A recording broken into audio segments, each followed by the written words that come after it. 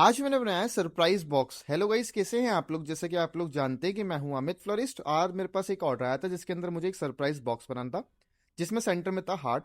Heart shape में मैं लगाता हूँ स्टोमास। स्टोमास में लगाता हूँ पूरे हार्ट शेप में। उसके इसमें लगाता हूँ मैं एलईडी लाइट्स। एलईडी लाइट्स लगाने के इसमें लगाता हूँ पेटल्स। पेटल्स लगाने के इसमें लगाता हूँ मैं हीलियम बैलून। हीलियम बैलून लगाने के बाद इसका फाइनल लुक कुछ इस तरह था। फाइनल लुक के बाद अगर आपको ये वीडियो अच्छी लग रही है प्लीज लाइक एंड शेयर जरूर कीजिएगा। अगर आप भी ऐसे सरप्राइज बॉक्स बनवाना चाहते हैं तो आप हमें डीएम कर सकते हैं और आप मुझे कमेंट बता सकते हैं कि आपको ये सरप्राइज बॉक्स कैसा लग रहा है। Thank you.